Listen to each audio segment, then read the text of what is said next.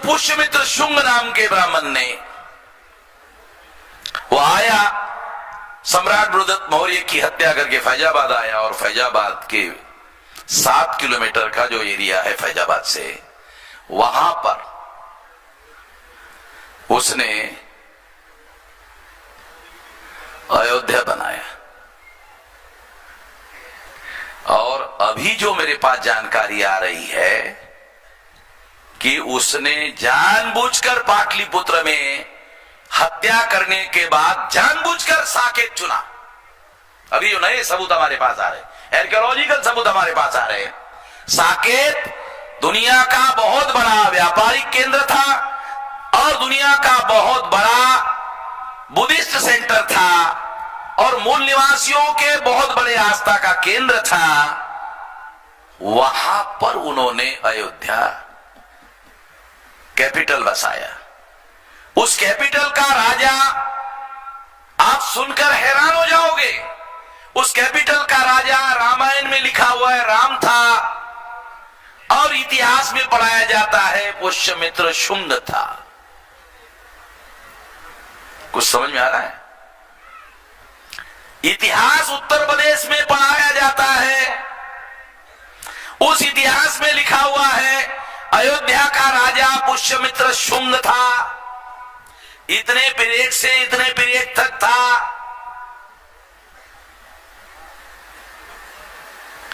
और रामायण में पढ़ा जाता है अयोध्या का राजा राम था।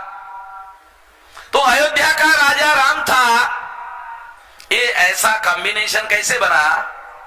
तो महापंडित राहुल सांकृत्यायन, जो आजमगढ़ का केदारनाथ पांडे नाम का ब्राह्मण है, उसने वोल्गा से गंगा नाम का किताब लिखा। उस किताब में उन्होंने लिखा कि पुष्यमित्र शुंग के दरबार में वाल्मीकि राजकवि थे, और पुष्यमित्र शुंग को सामने रखकर उसने रामायण लिखी। रामायण का राम कोई और नहीं था, पुष्यमित्र शुंग ही था।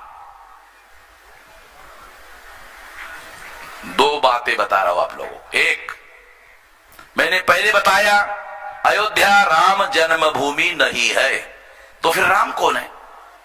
तो बता रहा हूं राम कौन है। राम कोई और नहीं है, पुष्यमित्र शुंग ही राम है।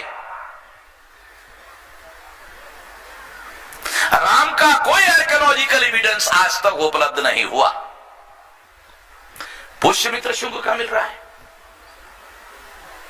आर्कियोलॉजिकल एविडेंस नहीं मिल रहा है। देखो, इसको और डबल एविडेंस से प्रूव करता हूं, एक नहीं, सिंगल एविडेंस नहीं, डबल एविडेंस। राम की पत्नी का नाम रामायण में बताए सीता। तो हमने सोचा चलो यार, राम का आर्कियोलॉजिकल एविडेंस नहीं मिल रहा है, तो उसके पत्नी का अगर मिल जाता तो मान लेते राम हो गए। तो सीता का ढूंढने के लिए गए, तो सीता, उसका जो बाप है जनक, वो हल चला रहा था जमीन में, हल चलाते चलाते मिली। सीता का बायोलॉजिकल बर्थ नहीं है, राम का बायोलॉजिकल जन्म नहीं है। साइंटिफिक लैंग्वेज में सीता का बायोलॉजिकल बर्थ नहीं है, राम का बायोलॉजिकल बर्थ नहीं है। साइंटिफिक साइंटिफिक अर्थों में बता रहा हूं। दशरथ निमुत्रिक है, ऐसा ब्राह्मणों ने वाल्मीकि रामायण में लिखा।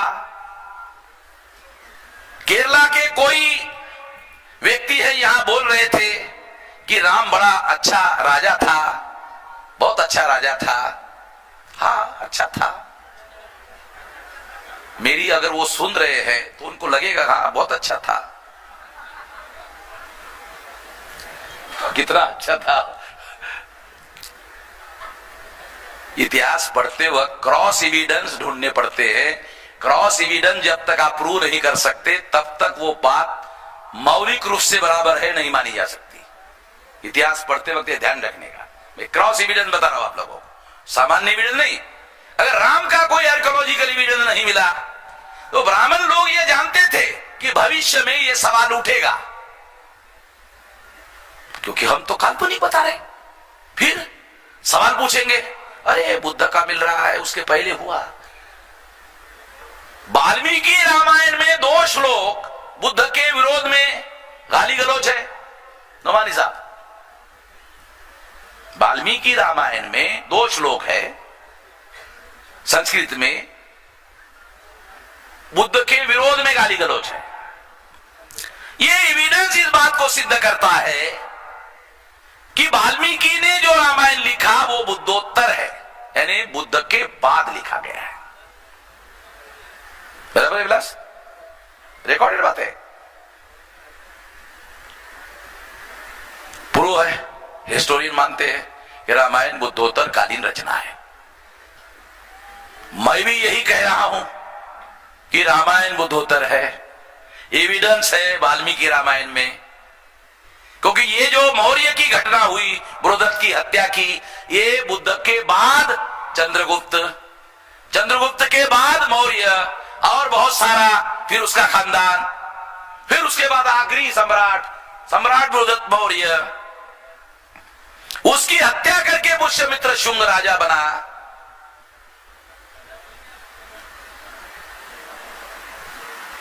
तो ये जो पुष्यमित्र शुंग है, उसके दरबार में वाल्मीकि राजकवि थे।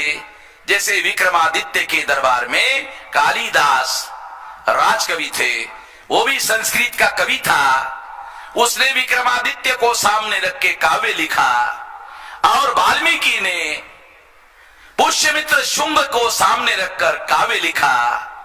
उस काव्य का नाम है रामायण है। बराबर है?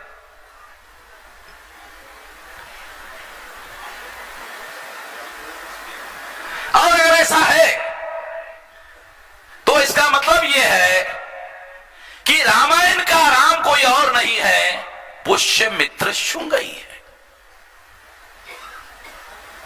तो जो रामायण के अंदर काल्पनिक राम है, जिसका आर्कियोलॉजिकल एविडेंस मिल नहीं रहा है, वो इसलिए नहीं मिल रहा है क्योंकि राम कोई और नहीं है, पुष्यमित्र शुंग ही है। ये पुष्यमित्र शुंग कौन है? ब्राह्मण है। और ध्यान रखो, पुष्यमित्र शुंग ब्राह्मण है। दशरथ कौन है? राम का पिताश्री दशरथ कौन है? क्षत्रिय है। पुष्यमित्र शुंग कौन है? ब्राह्मण है। कॉन्ट्रडिक्शन आ गया कि पुष्यमित्र शुंग ब्राह्मण है, दशरथ क्षत्रिय है, क्षत्रिय के घर में क्षत्रिय पैदा होता है। मगर राम जो है, चूंकि दशरथ निपुत्रिक है, दशरथ के घर में एक भी पुत्र नहीं है, निपुत्रिक है, तो श्रृंग नाम का ऋषि है, उसके द्वारा दशरथ के घर में पुत्र संतान पैदा की जाती है। ऐसा वाल्मीकि रामायण में लिखा हुआ है। हमने नहीं लिखा, वाल्मीकि ने लिखा। और वाल्मीकि ने रामायण में लिखा, मैं प्रचेता का 10वां पुत्र हूं, और प्रचेता ब्रह्मा का पुत्र है। और ब्रह्मा का मतलब है, ये कह सकता है, वाल्मीकि के कहने का मतलब है, मैं लुंगे सुंगे ब्राह्मण के खानदान का आदमी नहीं हूं, डायरेक्ट ब्रह्मा के खानदान का हूं। ये रामायण में लिखा हुआ है विलास, है ना? रामायण में लिखी बात बोल रहा हूं, अपनी बात नहीं बोल रहा हूं। मैं ऐसे लुंगे संगे ब्राह्मण के घर का पैदा हुआ नहीं हूं। मेरा एक खानदान है, खानदान मुझे एकदम डायरेक्ट ब्रह्मा का, इधर उधर का नहीं, ऐरिया गैरिया खैरिया ब्राह्मण का नहीं हूं, डायरेक्ट प्रचेता के पुत्र का हूं। ब्राह्मण के घर में पैदा, ब्रह्मा के घर में पैदा हुआ हूं। और उसने ये कहानी लिखी, ऐसा दिया हुआ है रोज वाल्मीकि ने। तो इसका क्या मतलब है? उसने लिखा, दशरथ के घर में कोई पुत्र नहीं है, दशरथ निपुत्रिक है। अश्रिंग नाम के ऋषि से दशरथ के घर में पुत्र संतान प्राप्त कराई गई। इसका मतलब है दशरथ क्षत्रिय है, मगर क्षत्रिय के घर में जो पुत्र पैदा हुआ वो ब्राह्मण जो ऋषि है, श्रृंग ऋषि से पैदा हुआ है। पाटिल साहब समझ लो, बहुत बारीक बात बता रहा हूं, माइक्रो लेवल की बात है, बायोलॉजिकल साइंस के आधार पर बता रहा हूं। इसका मतलब है वाल्मीकि ने वाल्मीकि रामायण में लिखा कि राम का जो बायोलॉजिकल फादर है वो दशरथ नहीं है, बायोलॉजिकल फादर पुष्यमित्र शुंग का जो बायोलॉजिकल फादर है वो श्रृंग ऋषि है। शुंग श्रृंग, समझ लो, बहुत माइक्रो एनालिसिस है। श्रृंग श्रृंग, ये श्रृंग और शुंग एक ही है। ये ब्राह्मण को समझ में आता है और दूसरा वामन मेश्राम को समझ में आता है, बाकी किसी को समझ में नहीं आता। इतिहास में जो टर्मिनोलॉजी होती है उसका विश्लेषण कैसे किया जाए, भाषा शास्त्र का अर्थ कैसे निकाला जाए, शब्दों का अर्थ कैसे निकाला जाए, और शब्दों की उत्पत्ति कैसे होती है, और शब्दों की तोड़ कैसे होती है, शब्द कैसे टूटते हैं, शब्दों का अपभ्रंश कैसे होता है, इतना सारा इतिहास में आता है।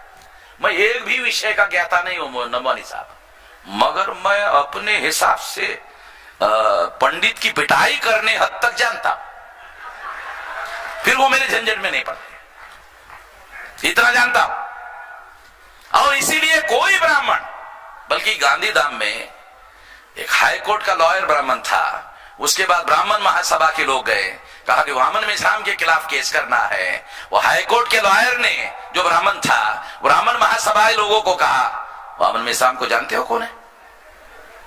कहा कि नहीं, पहले जानो।